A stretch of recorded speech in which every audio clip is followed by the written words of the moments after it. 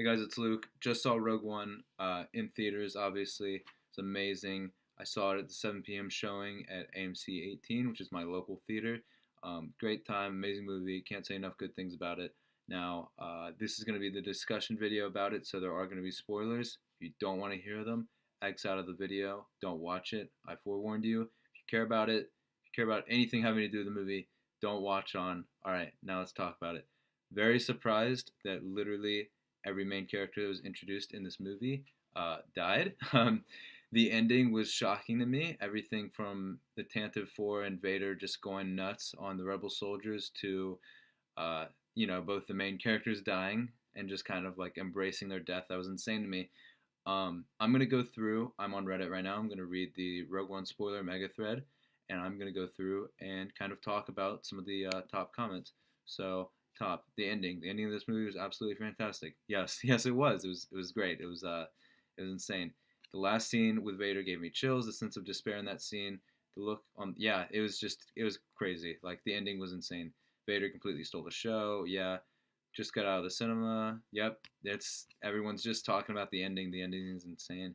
Um, the last 30 minutes or so of that film had me on the edge of my seat. It was pulled off perfectly and tied into New Hope so well that it intensifies the Rebel Alliance as real but small threat to the Empire. Yeah, that's pretty much the entire point of this film was to show that. Well, basically to answer the question of why is there a weakness in the Death Star, and also to show that hey, the rebels obviously they stood a chance because we know that they end up winning, but that they weren't always just kind of like small or like pointless. They've been in it from the beginning, and I think that's what this movie did a good job of showing that even before Episode 4, um, they were in it. Those last 30 minutes pushed the move from a good Star Wars movie to an epic and amazing one. Yes, it was very great. Can we all agree that end scene was the best we have ever seen Vader? He's so bloody, scary, and that hallway scene reminded me of something from the Alien movies. Yeah, that's a pretty good statement, actually. It really was crazy. Like, it was pretty violent, actually. Just that last scene with Vader was crazy. After 24 hours from first viewing, great movie. My one real gripe is that it takes a while to get settled into the flow. The first 30-ish minutes feel very chaotic with it jumping around for short scenes. Once they hit Scarif, though, just amazing. I give it an ESP out of 8. It was definitely conscious of how many place names I was reading. I was definitely conscious of how many place names I was reading in that first 30 or so minutes.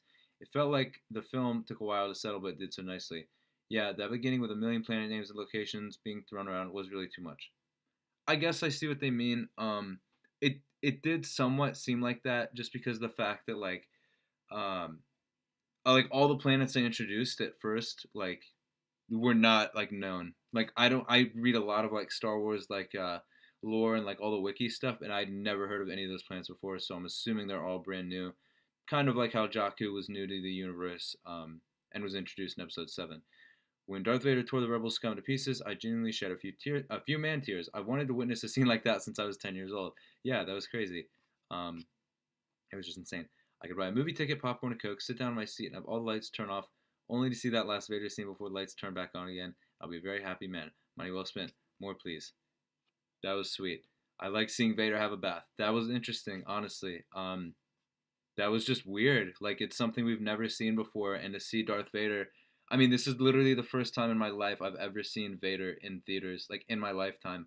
Last year when I saw Episode 7, that was the first time I'd seen Star Wars in theaters, and I mean, it's just crazy. I will just go into Easter eggs from the Star Wars shows like Clone Wars and Rebels. Oh, I've not seen either of those, so I'm not going to talk about that because I don't know what I'm talking about. Heavy breathing in the darkness, fear in their eyes. The extended noise of a red saber is drawn, revealing Lord Vader. Yeah, that's pretty good. The CGI Tarkin really threw me off. Okay, that really was one of my main problems with it. CGI Leia, Carrie Fisher, all that looked pretty good. CGI Tarkin, Grand Moff Tarkin in the beginning when it shows him, looked like Snoke almost. It was like very animated, very. It just didn't seem genuine. And then as the movie went on, it got a lot better. I will say that, but I was just like, not a fan at first, but it was good. It ended up working out. I just got back from watching it. I thought it was very good. Not quite the best movie, but most definitely nowhere near the worst. I'll be slow to watch again, to be honest, just because the third act is very sad. Couple thoughts I had. Vader scenes are amazing, in particular that last scene on the Rebel ship. Holy crap. Tarkin looked absolutely amazing, and I think they made his character even better. He looked pretty good, like I said, got better with time, but whatever. I enjoyed the throwbacks, or throw forwards, I guess, to things like the Blue Milk and Baba, I forget how to say his name. Um, I thought they were fun. It felt weird to see so much characters progression since we're used to seeing it over a trilogy. Death Troopers kind of disappointed me. They seemed like normal fighters in fancy armor more than elite soldiers. Really enjoyed the intense irony of Krennic dying to his own weapon. That is something I wanted to talk about. I thought it was crazy, obviously, the fact that literally everyone introduced in this movie died for the most part, but I thought it was really crazy that Krennic himself, which is supposedly his entire thing, right? He talks to Galen Erso, they work together, he makes a Death Star, and he ends up dying from it, which is very ironic, I guess you could say. Almost same thing with Grand Moff Tarkin. The fact that Grand Moff Tarkin dies in the Death Star, um, and basically now we know because of the weakness, which Jyn Erso's dad, Galen, especially put in there. Um, yeah, it was just insane. Jan and Cassian's deaths were done really well. I think of all the Rogue One crew's deaths were done fantastically. Yeah, it was insane. Too many of the actors had great performances. Name them all. Yin and Mikkels, I think they meant to say Mickelson, are the ones that stood out for me. K2SO was really funny. I enjoyed all the original score, but to be completely honest, I really didn't like any of the redone original trilogy songs. I like the music. It was good. John Williams, he knows what he's doing, obviously. Really enjoyed Rogue One. Having watched it yesterday evening, the characters were good, and though you did not get an elaborate backstory on them, we got glimpses here and there, which is not dissimilar to how little we knew of characters in New Hope. You're right. This, with the notable exception of Jyn Erso, who does get a rather full-fledged backstory and serves as a standout performance, in my opinion, along K2SO, who everyone in my theater seemed to really enjoy. I agree with that too. In my theater, like I said, I just got done from seeing it. It reminded me of last year. Last year when BB-8 went on the screen, everyone was like, wow, they went nuts. Everybody loved BB-8. This year with the new droid, everybody loved him as well. Anything he said was funny. That stands true. It was really sad, actually, when the droid died because, literally, like I said, everyone pretty much sacrificed their lives for this one mission, right?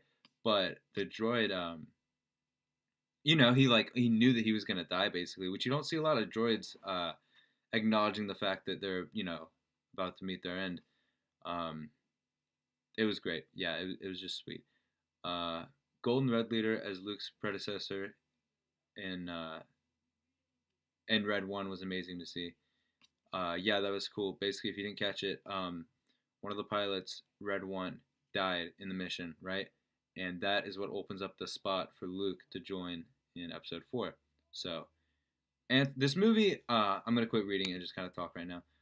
This movie answered all the questions I didn't ask about the Star Wars universe, but it did a very good job of explaining things that people have been wanting to know for 39 years.